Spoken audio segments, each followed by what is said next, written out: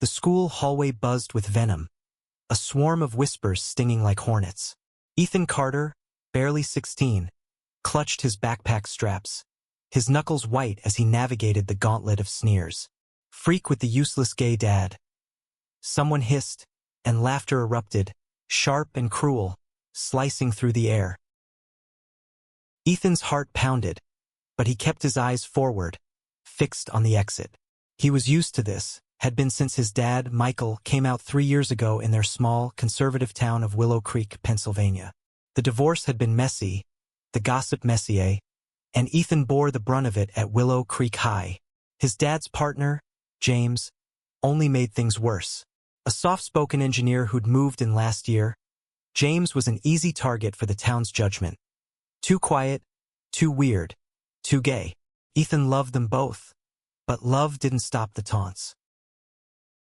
He pushed through the school doors, the autumn air cool against his flushed face. Outside, the world felt bigger, less suffocating. Ethan wasn't just a kid dodging insults.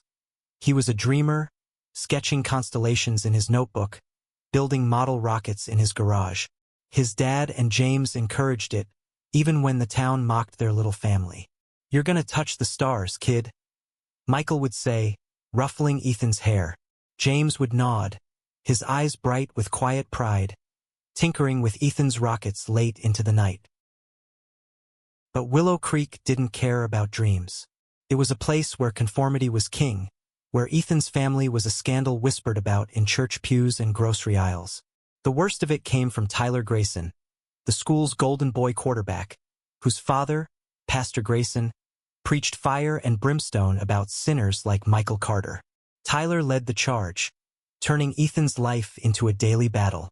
"Your dad's a joke," Tyler sneered that morning, shoving Ethan against a locker. "And that nerdy boyfriend of his? Useless." Ethan wanted to scream that James wasn't useless. He was brilliant, an aerospace engineer who'd worked on NASA projects before moving to Willow Creek for a quieter life. But Ethan knew talking back would only make it worse, so he swallowed his rage, his shame, and kept moving.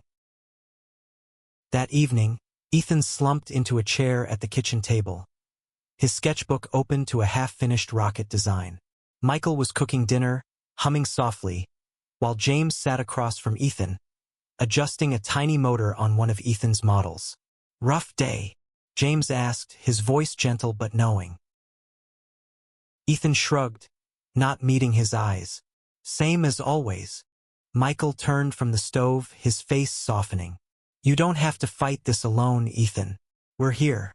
"I know," Ethan muttered, but the weight of the day pressed down. He wanted to believe them, but the words of his classmates echoed louder. Useless, freak, wrong. He pushed the sketchbook away, suddenly hating the rockets that felt so pointless in a town that hated him.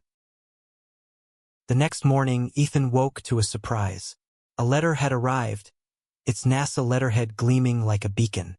James handed it to him, a rare smile breaking through his usual reserve. "Open it," he urged. Ethan's hands trembled as he tore the envelope. The words inside hit like a shockwave. "Dear Ethan Carter, your submission to the NASA Student Innovation Challenge has been selected as a finalist. We invite you to present your project at our regional symposium in Pittsburgh." His breath caught. NASA. His rocket design, the one he'd poured his heart into, the one James had helped him refine, had caught NASA's attention. "You did this," James said, his voice thick with pride. "Your design, your math. It's brilliant." Ethan's chest swelled, but fear crept in. The symposium was in 2 weeks. He'd have to present in front of experts, strangers, maybe even skeptics who'd judge him like Willow Creek did. And worse, he'd have to tell his school. The thought of Tyler's smirk, of the whispers turning into shouts, made his stomach churn. But Michael squeezed his shoulder. "You're stronger than their hate, Ethan. Show them." Ethan nodded, resolve hardening. He didn't know it yet, but that letter was the first crack in Willow Creek's armor, a spark that would ignite something bigger than he could imagine. The days leading to the symposium were a blur of preparation and dread. Ethan spent hours in the garage with James, tweaking his rocket model, a sleek design inspired by the Artemis program. It was a hybrid propulsion system, combining solid and liquid fuel concepts Ethan had researched obsessively. James guided him, explaining thrust vectors and aerodynamics with the patience of a teacher who'd once briefed NASA teams. Ethan soaked it up, their late-night sessions a refuge from the school's cruelty. But at school, the news of Ethan's NASA selection spread like wildfire, fanned by Tyler's mockery. "What, your gay dad's boyfriend pulls strings at NASA?" Tyler jeered in the cafeteria, his friends howling. Ethan's face burned, but he didn't flinch. He'd learned to keep his head down, to let the insults slide. Still, each one chipped away at him, making the symposium feel like a looming trial. One afternoon, Ethan overheard a teacher, Mrs. Larson, talking to a colleague. "It's a shame," she said, her voice low. "That boy has potential.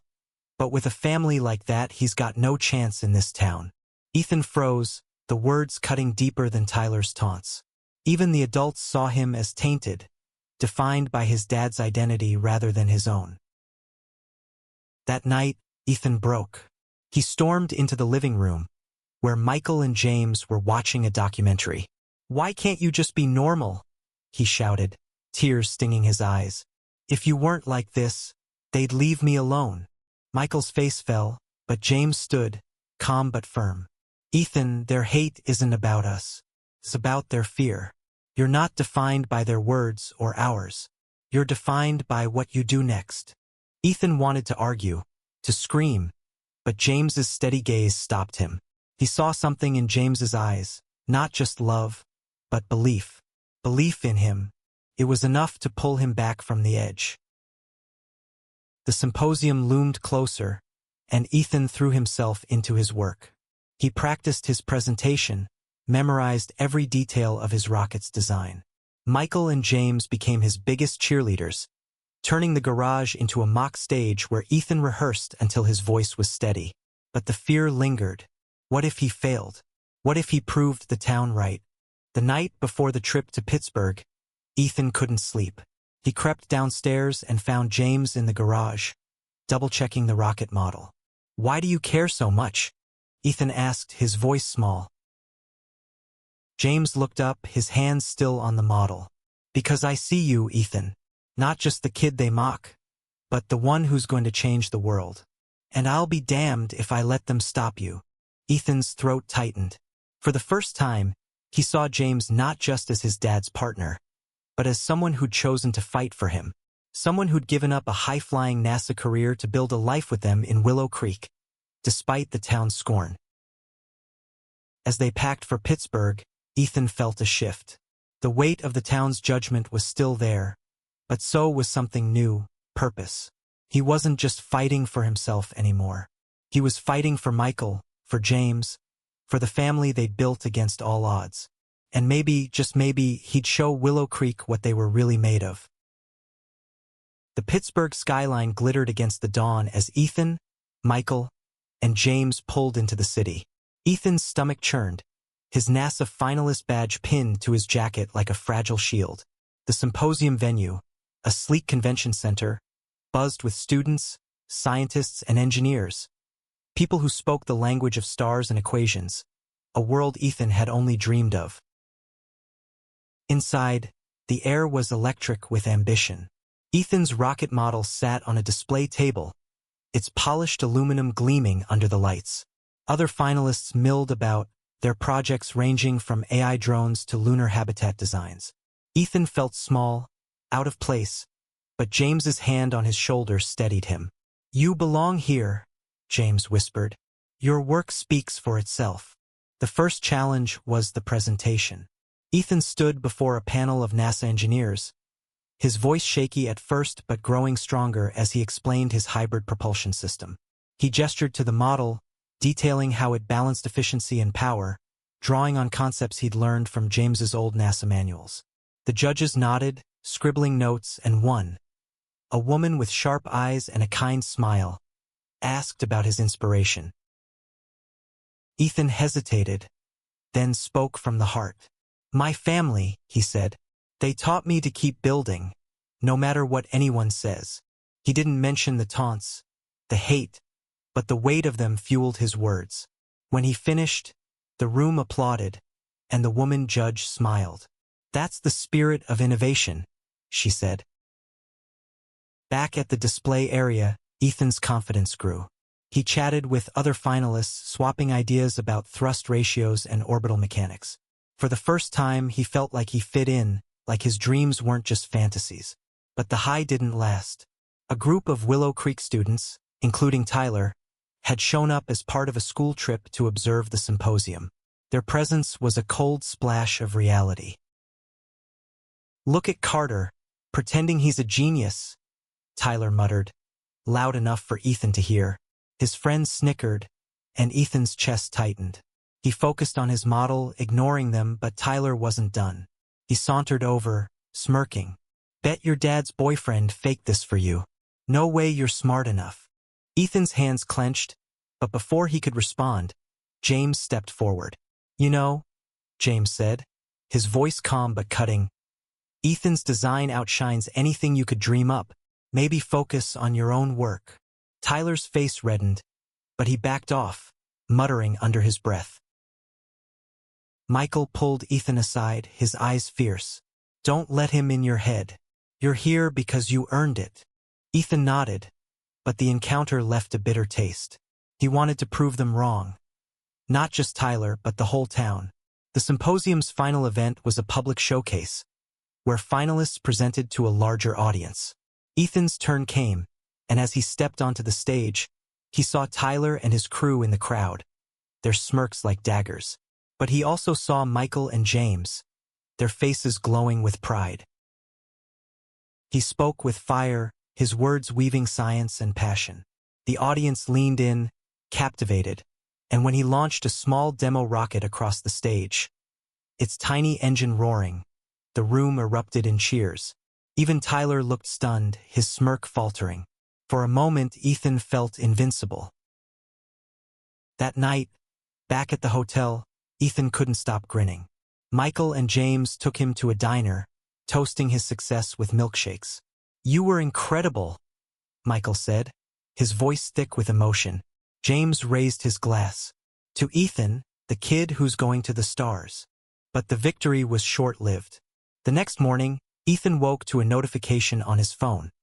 A viral post on X from a Willow Creek student. It was a photo of Ethan's presentation, captioned, "Gay Dad's kid thinks he's NASA material. What a joke." The comments were brutal, filled with slurs and mockery. Ethan's heart sank. He'd poured everything into the symposium, and still, they saw only his family's flaws. James found him staring at the screen, his eyes red. "Ethan," he said softly, "this isn't about you. It's about their smallness. You showed the world what you're made of today." Ethan wanted to believe him, but the words stung. He thought of the judge's praise, the applause, but also Tyler's sneer, the X-post spreading like poison. Was this what it would always be like? Fighting for every inch of respect. The drive back to Willow Creek was quiet, the weight of the weekend settling over them. Ethan clutched his finalist certificate, a tangible reminder of his achievement, but the town loomed like a storm cloud. He knew the mockery would be worse now, fueled by jealousy and spite. But something else stirred in him, a spark of defiance. He wasn't done fighting. Back at school, the taunts hit harder. Tyler's crew spread the X-post, and soon, half the school was whispering. Ethan's locker was defaced with slurs, his books torn. He wanted to hide, to disappear, but James's words echoed. "You're defined by what you do next." So he kept going, head high, even as the hate grew louder. Then, a week later, another letter arrived from NASA. Ethan's hands shook as he opened it. This one wasn't just a pat on the back. It was an invitation to a summer internship at NASA's Glenn Research Center. His design had caught the eye of a lead engineer, Dr. Helen Marquez, who wanted him to join a youth innovation program. Ethan stared at the letter, disbelief giving way to joy. Michael whooped, pulling him into a hug, while James's eyes shone with quiet pride. "Told you," James said. "You're unstoppable." But the news spread, and Willow Creek's reaction wasn't what Ethan expected. Some teachers congratulated him, their voices tinged with surprise. Others, like Mrs. Larson, avoided his gaze. Tyler's crew doubled down, their taunts now laced with envy. Bet NASA's just being nice to the gay kid, Tyler spat one day, shoving Ethan in the hallway. Ethan snapped. "You're wrong," he said, his voice steady despite the tremor in his hands. "And I'm going to prove it." Tyler laughed, but there was a flicker of doubt in his eyes. As the school year drew to a close, Ethan prepared for the internship. He spent evenings with James, diving deeper into rocket science, learning about propulsion systems and orbital trajectories. Michael cheered them on, his pride a quiet strength. But the town's judgment lingered, a shadow Ethan couldn't shake. One night, Ethan overheard Pastor Grayson at a town meeting, his voice booming through the community center. "That Carter boy's success is a fluke," he said. "His kind of family doesn't belong here." The words burned, but they also lit a fire in Ethan. He wasn't just fighting for himself anymore. He was fighting for Michael, for James, for every kid who felt like they didn't belong. The internship was his chance to prove them wrong, not just to Willow Creek, but to himself. As he packed his bags, Ethan felt the weight of the town's hate, but also the strength of his family's love. He was ready to show the world what he could do. The NASA Glenn Research Center in Cleveland was a world away from Willow Creek. Ethan stepped off the bus, his backpack heavy with notebooks and nerves. The sprawling campus hummed with purpose, scientists in lab coats, engineers poring over blueprints, the faint roar of a test engine in the distance. For the first time, Ethan felt like he was exactly where he was meant to be. Dr. Helen Marquez greeted him, her handshake firm and her smile warm. "Ethan Carter," she said, "your design impressed us. Welcome to the team." The other interns, a diverse group of teens from across the country, welcomed him with easy smiles. No one here knew about Willow Creek, about the taunts or the ex-posts. They saw him as Ethan, the kid with the hybrid rocket idea, and that was enough. The internship was intense. Ethan worked alongside engineers on real NASA projects, from propulsion tests to data analysis. He spent mornings in labs, afternoons in workshops, and evenings sketching new designs. Dr. Marquez became his mentor, pushing him to refine his ideas while praising his instincts. "You've got a knack for this," she told him one day, watching him troubleshoot a fuel flow issue. "Don't let anyone tell you otherwise." But Willow Creek wasn't done with him. A week into the internship, Ethan got a text from a classmate, a screenshot of another ex-post, this one worse than before. It showed a photo of Ethan at the symposium, his NASA badge prominent, with a caption, "Willow Creek's gay kid scams his way into NASA." The comments were a cesspool of hate, some from people Ethan recognized, others from strangers. His stomach twisted, the old shame creeping back. He called Michael that night, his voice breaking. "They won't stop, Dad. Even here, they're following me." Michael's voice was steady, but Ethan heard the pain beneath it. "You're not there, Ethan. You're at NASA doing what you love. Their words can't touch you unless you let them." James got on the phone next. "You're building something real," he said. "Focus on that. The rest is just noise." Ethan tried to listen, but the noise was loud. He threw himself into his work, hoping to drown it out. He collaborated with an intern named Aisha, a brilliant coder from Chicago who helped him integrate software into his rocket model. They stayed up late, laughing over pizza and debugging code, and for a moment, Ethan felt free. But the ex-posts kept coming, each one a reminder of the town he couldn't escape. One day, Dr. Marquez called Ethan into her office. She'd seen the posts. Someone had forwarded them to her. "I'm sorry you're dealing with this," she said, her eyes kind but fierce. "But I've seen your work, Ethan. You're not a fluke. You're the real deal. And NASA doesn't care about your family. They care about your mind." Her words were a lifeline. Ethan nodded, swallowing the lump in his throat. He wasn't just fighting for himself anymore. He was fighting for every kid who'd been told they weren't enough. As the internship progressed, Ethan's project took shape. A prototype for a small-scale hybrid rocket designed for educational launches. He presented it to the team, his voice steady, his passion clear. The engineers applauded, and Dr. Marquez pulled him aside. "We're showcasing this at the End of Summer Expo," she said. "And we want you to lead the demo." Ethan's heart raced. The expo was public, broadcast online, and attended by NASA brass, educators, and even press. It was a chance to shine, but also a chance for Willow Creek to see him, to judge him again. He thought of Tyler, of Pastor Grayson, of the ex-posts. Then he thought of Michael and James, their unwavering belief in him. "I'm in," he said. The weeks flew by, each day a whirlwind of learning and growth. Ethan's confidence grew, but so did the pressure. The expo was his chance to prove himself, not just to NASA but to himself. He worked late into the nights, perfecting the prototype with Aisha's help. They tested it in a simulator, watched it soar in virtual skies, and tweaked every detail until it was perfect. The night before the expo, Ethan video called Michael and James. "I'm scared," he admitted, his voice small. "What if I mess up? What if they're right about me?" Michael's eyes softened. "Ethan, you've already won. You're there doing what you love. That's more than they'll ever understand." James leaned in. "You're not just launching a rocket tomorrow. You're launching yourself. Show them who you are." Ethan hung up, their words echoing. He looked at his prototype, its sleek lines a testament to his work, to James's guidance, to the family that had carried him through. Tomorrow he'd face the world, and he'd do it on his terms. The expo morning dawned bright and chaotic. The Glenn Research Center buzzed with energy, the air thick with anticipation. Ethan's prototype sat on a launch platform, wired for a live demonstration. The crowd was huge, hundreds of people, cameras rolling, NASA officials watching. Ethan's palms were sweaty, but he felt a fire in his chest.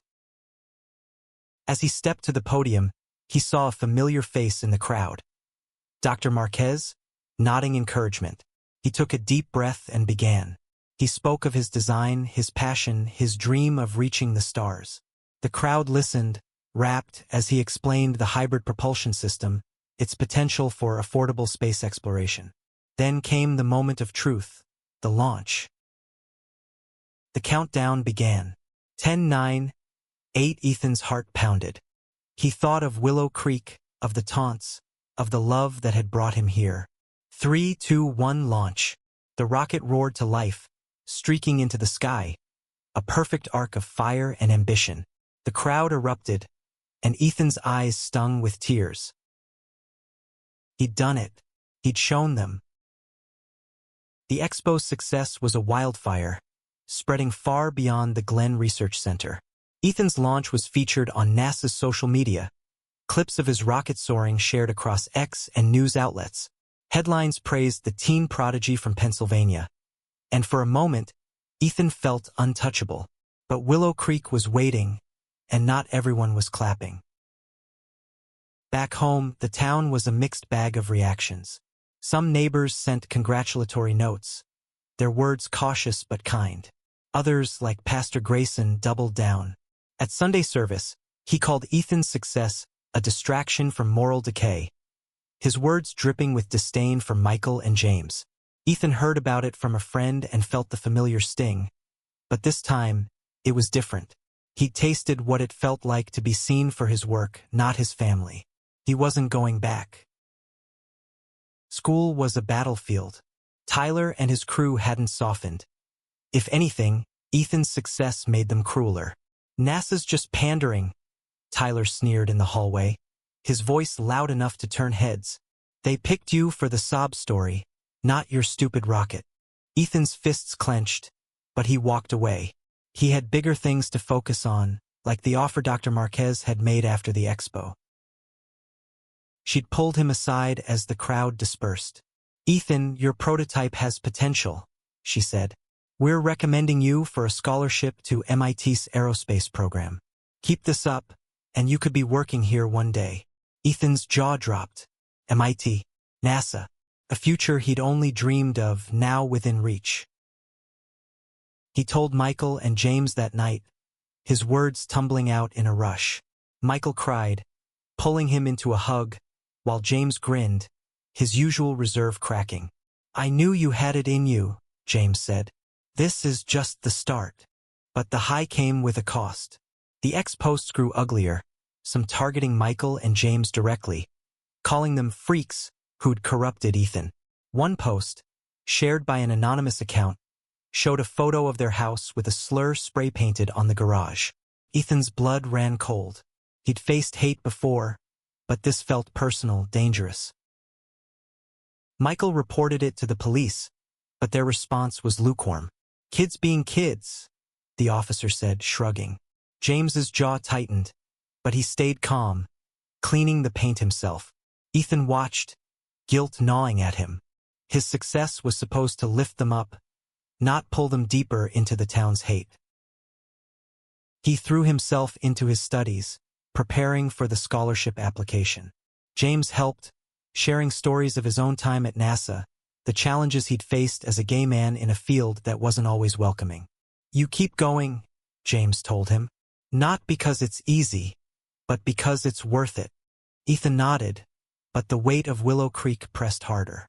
At school, someone slipped a note into his locker. "Leave town, fag." He showed it to Michael, who went pale but stayed strong. "We're not running," Michael said.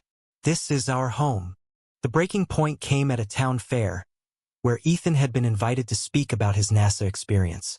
He stood on a small stage, his rocket model beside him, facing a crowd of familiar faces, some supportive, some hostile.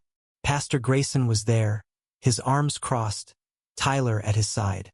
Ethan's voice shook as he began, but he pushed through, talking about his prototype, his dreams, the science that lit him up.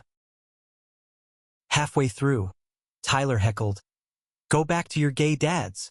Laughter rippled through part of the crowd, and Ethan froze. The shame he'd fought so hard to bury surged back.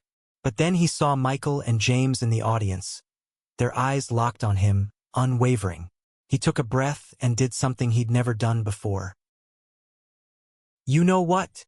he said, his voice cutting through the noise. "My dads are the reason I'm here. They believed in me when no one else did. They're not useless, they're my family. And I'm proud of them."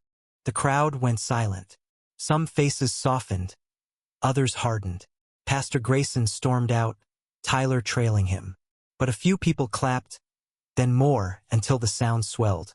Ethan's heart pounded, not with fear, but with something new, freedom. That night, Ethan, Michael, and James sat on their porch, the stars bright above. "I'm sorry," Ethan said, his voice soft, "for ever wishing you were different." Michael squeezed his hand. "You don't need to apologize for being human. We're in this together." James nodded. "You stood up today, Ethan. That's what matters." The scholarship application went out, and weeks later, Ethan got the news. He was accepted to MIT with a full ride. The letter arrived on the same day. A local paper ran a story about his NASA success, calling him Willow Creek's rising star. For the first time, the town's narrative shifted. Not everyone changed, Pastor Grayson never would, but some did. Mrs. Larson, the teacher who doubted him, stopped him in the hall. "I was wrong about you," she said.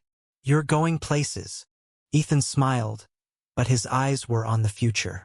He was leaving Willow Creek not just for MIT, but for a world where he could be himself, where his family could be themselves. The hate hadn't vanished, but it was losing its grip. As summer ended, Ethan packed for college, his room a mix of rocket models and acceptance letters. Michael and James helped, their laughter filling the house. Ethan looked at them, his heart full. They'd carried him through the worst, and now they'd share the best. The day Ethan left for MIT was bittersweet. Willow Creek's main street stretched out behind the car, its familiar shops and judgmental whispers fading in the rearview mirror. Michael drove, James in the passenger seat, while Ethan sat in the back, his NASA finalist badge tucked into his bag like a talisman. The town hadn't changed, but Ethan had. He was no longer the boy who ducked his head to avoid taunts. He was a young man with a future, carrying the love of his family and the weight of his own courage.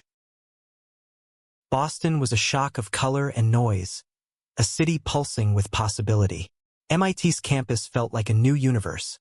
Students from every corner of the world, labs buzzing with ideas, professors who saw Ethan's potential and nurtured it. He dove into his classes, soaking up aerospace engineering like a sponge.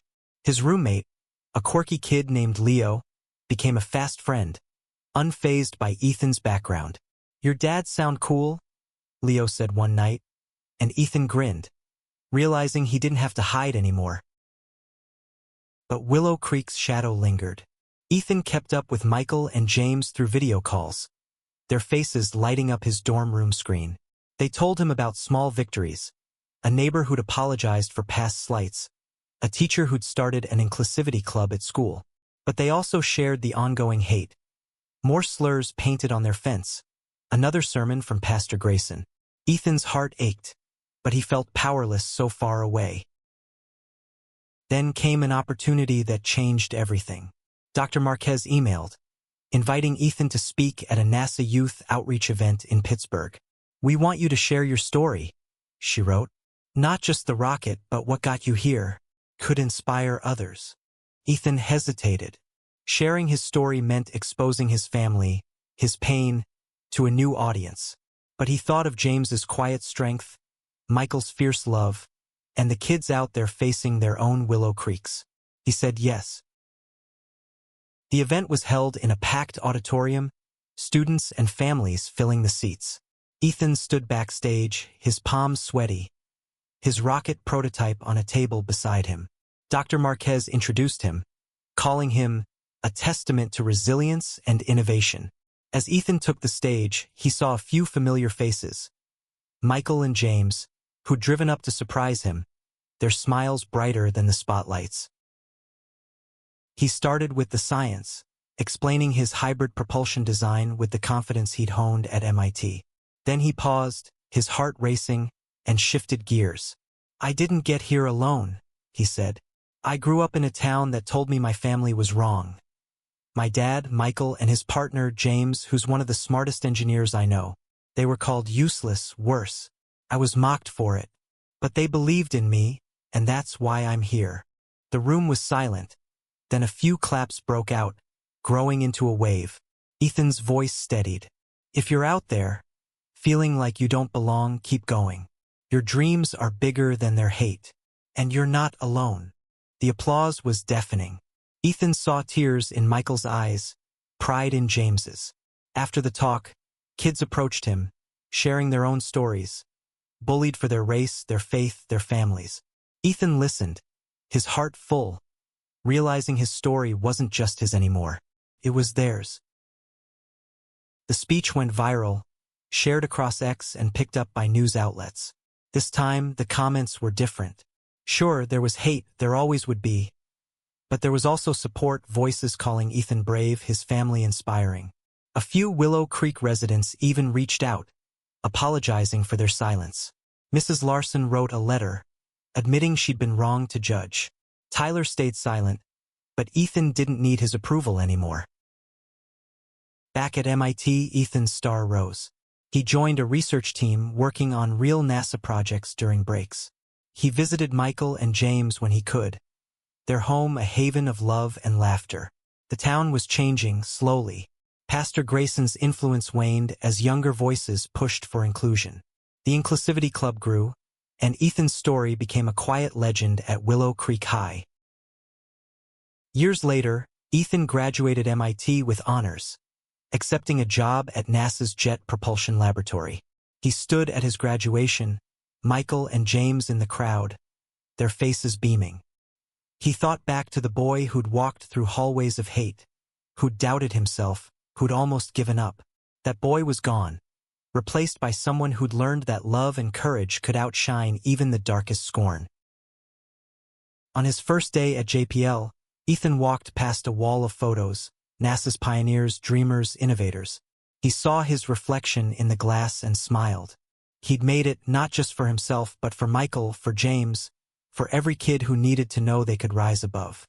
Willow Creek was a memory now, a place that had shaped him but no longer defined him. That night he called his dads. Their voices warmed through the phone.